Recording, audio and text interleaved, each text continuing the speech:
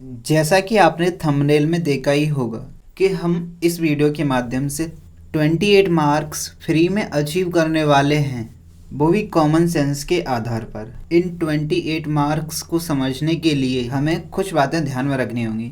ये common sense भी इस आधार पर होगा कि आप किसी टॉपिक के बारे में बेसिक नॉलेज पहले से जानते हों और साथ ही उस क्वेश्चन से संबंधित या उस टॉपिक से संबंधित आपने कुछ न कुछ ऐड किया हो। इट मीन्स आपने उसके बारे में कुछ न कुछ अवश्य ही सोचा होगा या पढ़ा होगा। तो चलिए अपना समय न गवाते हुए हम इस जर्नी में 14 क्वेश्चन समथिंग देखेंगे, जो कि एक कॉमन सेंस के आधार पर हम समाधान करने की कोशिश करेंगे। तो चलिए इसी क्रम में पहला प्रश्न था जो कि गुटनिरपेक्ष आंदोलन से संबंधित है, राइट। तो इसमें ना क्वेश्चंस में पूछा क्या गया है, आप देखिए इस क्वेश्चंस नाम में पूछा क्या गया है कि बताइए क्राइटेरिया क्या होगा यदि कोई सदस्यता इसकी ग्रहण कर लेता है तो उसके लिए यानी कि मानक कौन कौन से होंगे। आप देखेंगे इसमें जो सामान्य बातें नाम के बारे में पता हैं उसके आधार पर ये क्वेश्चंस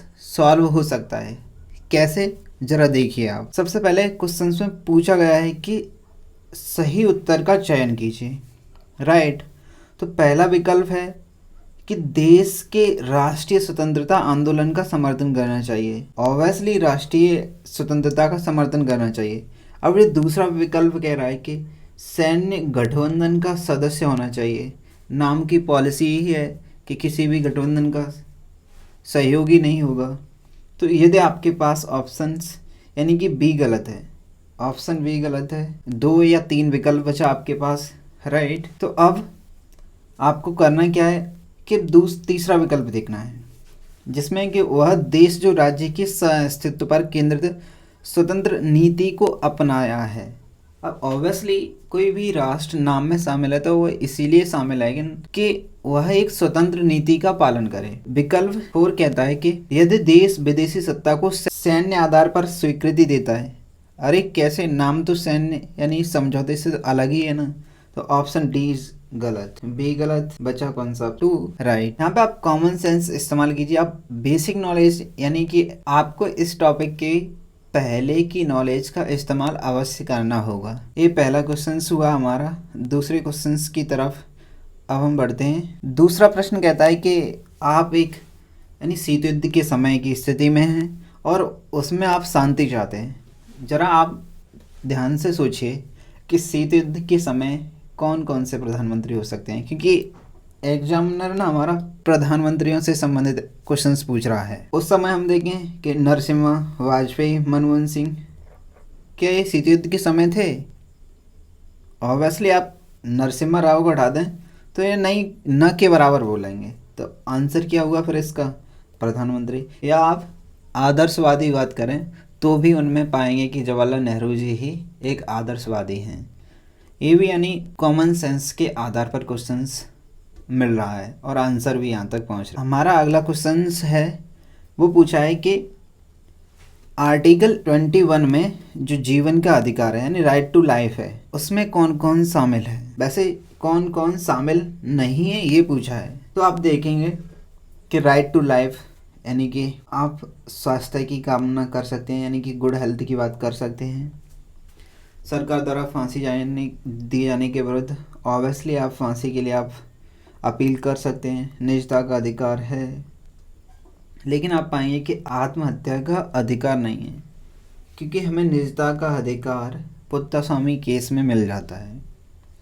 तो यहाँ पर मगर कॉमन सेंस क्या कहेगा कि आत्महत्या यानी कि हमें पता होना चाहिए, याद होनी चाहिए, कोई भी व्यक्ति को यूथेनेशिया की सज़ा नहीं मिलती है, यानी कि यूथेनेशिया के द्वारा अपने प्राण त्याग नहीं सकता, भारत में अलाउ नहीं है। तो आत्महत्या कैसे कर सकता है कोई भारत में?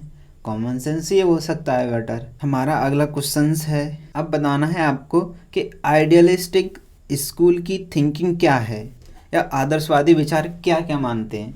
बस ऑप्शन 1 बताना है आपको इसमें से। जैसे क्या वो सीक्रेट डिप्लोमेसी को बताते हैं, डिसआर्मामेंट को बताएंगे, क्या ऑटोक्रेटिक रूल्स बताएंगे या वार। ऑब्वियसली आदर्शवादी होंगे तो विश्व शांति की बात करेंगे, शांति, विश्व में शांति हो, वो कहीं हथियार वगैरह की तो होड़ नहीं करेंगे कि बाहर हो, ऐसी नहीं, लेकिन बात करेंगे तो किसकी, शांति हो। तो शांति किसके द्वारा हो सकती है, डिसआर्मामेंट के द्वारा हो सकती है। यानी इस क्वेश्चन से आप बेसिक आदर्शवाद के बारे में जानते हैं तो आप इस क्वेश्चन को लगा सकते हैं, राइट। हमारा अगला क्वेश्चन है जो कि एक स्टेटमेंट है। अब जैसे कोई भी नागरिक इतना अधिक धनी नहीं होना चाहिए कि वह दूसरे को खरीदने में सक्षम हो जाए, और कोई इतना निर्धन नहीं हो सके कि वह स्वयं को बेचने हेतु बेबस होना पड़े या उसको। ऑब्वियसली आप पाएंगे कि ये कथन हम जब रूसों को पढ़ते हैं तो मिल ही जाता है कहीं ना कहीं कथन। तो आप कह सकते हैं कि कॉमन सेंस के आधार पर, यानी थोड़ा पढ़ा हमने और उस आधार पर हम इस क्वेश्चन को हल कर सके। अगला प्रश्न है जिसमें आपको एक लिस्ट दी गई है। अब लिस्ट में आपको घबराना नहीं है, इस लिस्ट में कुछ बेसिक बातें में, जैसे एक पता होना चाहिए कि लोक प्रशासन का स्वर्ण युग किसे कहते हैं। लोक प्रशासन का स्वर्ण युग, तो आप पाएंगे कि स्वर्ण युग में हम शामिल करते हैं कि इसमें लोक प्रशासन और सिद्धांतों के नियम बनाए गए थे। अब ऑब्वियसली हमें डी का यदि 3 मालूम हुआ ना, तो इसमें इसके अलावा कोई है आपके पास ऑप्शन नहीं ना, तो सीधे 2 मार्क्स मिले या नहीं मिले, यही तो कॉमन सेंस है ना। आप इस क्वेश्चन को इंग्लिश में भी देख सकते हैं।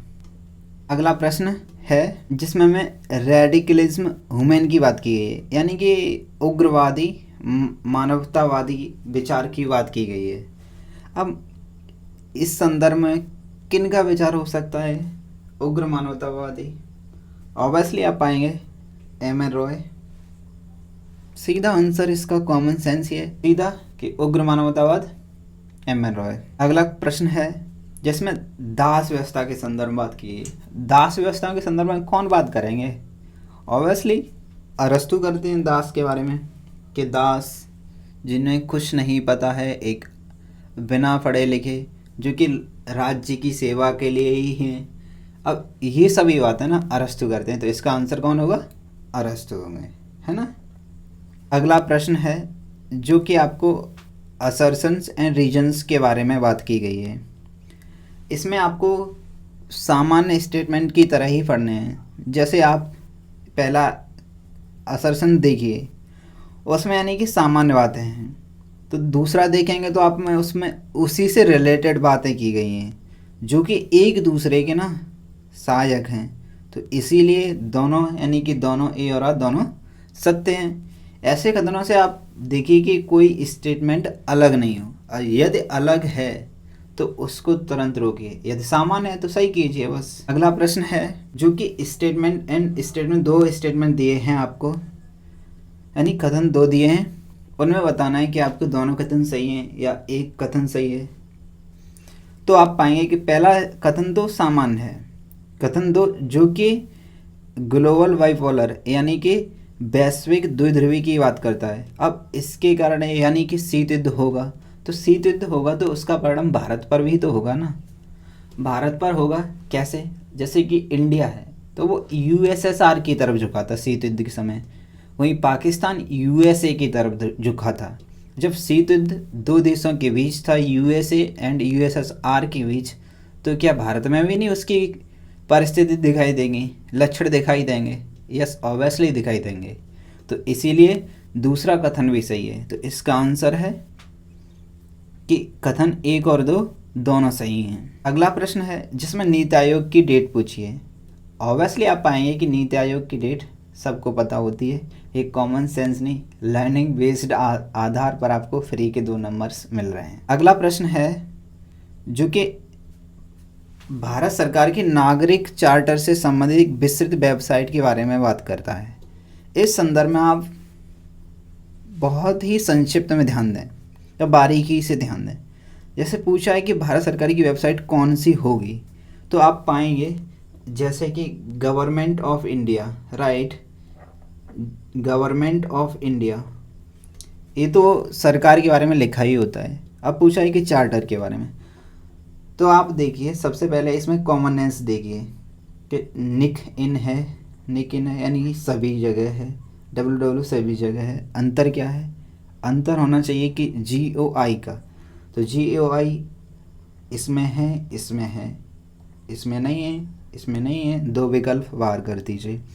अब GOI गवर्नमेंट ऑफ इंडिया अपने आप में ही शामिल है ना इंडिया को, तो GOI इसमें इंडिया नहीं है, नहीं ना, इसमें इंडिया अलग से है, तो ये ऑप्शन कट गया। तो आंसर आप पहुँचे ना, कॉमन सेंस के आधार पर आप क्वेश्चंस को कर सके, है ना, यानी कि कॉमन सेंस मायने है। 2 मार्क्स ऐड कर लीजिए आप अपने, कंफर्म है। अगला प्रश्न है जो कि कम्युनिज्म की बात करता है लेकिन डिजायर को मारने की बात करता है। बताइए ऐसे व्यक्ति कौन थे? सबसे पहले ना प्लेटो ही थे, जो कि बात करते थे संपत्ति का साम्यवाद हो, पत्नी का साम्यवाद हो, सब कुछ, यानी कि साम्यवाद की नींव रखने वाले प्लेटो को ही माना जाता है। अब ये बातें हमें थोड़ी सी सोचने के आधार पर ही पता चल जाती हैं कि ये प्लेटो की है ना, तो ईजिली 2 मार्क्स ऐड हो रहे हैं, इसमें कोई दो राय नहीं है। अगला प्रश्न है जिसमें पश्चिमी राष्ट्रवाद की आलोचना की गई है। अब ऑब्वियसली इंडियन थिंकर्स होंगे तो कौन आलोचना करते हैं? रविंद्रनाथ टैगोर होते हैं, तो इसका सीधा आंसर आप कर सकते हैं। अब ऐसा नहीं है कि आप ये कॉमन सेंस बिना पढ़े लगा सकते हैं, नहीं लगा सकते हैं आप, क्योंकि इस कॉमन सेंस के पीछे भी ना आपका जो आपने अपना अनुभव लिया है उसका मायने रखता है, वो मायने रखता है। आप पाएंगे कि कॉमन सेंस के आधार पर हम 28 प्लस मार्क कर सकते हैं। 1-2 क्वेश्चंस नहीं भी इसमें ऐड हुआ है क्योंकि उसकी कुछ लिमिटेशन थी। आप इस वीडियो के माध्यम से ये ज़रूर समझ चुके होंगे कि हम कॉमन सेंस के आधार पर 28 प्लस मार्क इंक्रीज कर सकते हैं। अब 1-2 क्वेश्चंस और बचे हैं जो कि मैंने इस वीडियो में नहीं लिए हैं, वो आप अपने कॉमन सेंस के आधार पर भी कर सकते हैं। हमें यहाँ ध्यान देना योग्य है कि ये चर्चा है ना, सामान्य चर्चा की तरह ही माने। अब ऐसा नहीं हो कि अरे UGC नेट का तो अब 2023 में आने वाला एग्ज़ाम, तो वो बिना पढ़े ही हो जाएगा। नहीं दोस्त, उसके लिए पढ़ना पड़ेगा। तो आप यानी कि जब एग्ज़ाम बैठे ना तो कॉमन सेंस लगा कर बैठें, उसमें ना ये ध्यान रखें कि हाँ मैं कर सकता हूँ। UGC नेट में भी सिंपल क्वेश्चंस आते हैं जो मुझसे गलत नहीं होंगे। तो चलिए दोस्तों, इस वीडियो को यहाँ पर ही समाप्त करते हैं। मिलते हैं किसी दूसरी वीडियो में, तब तक के लिए बाय बाय, थैंक यू।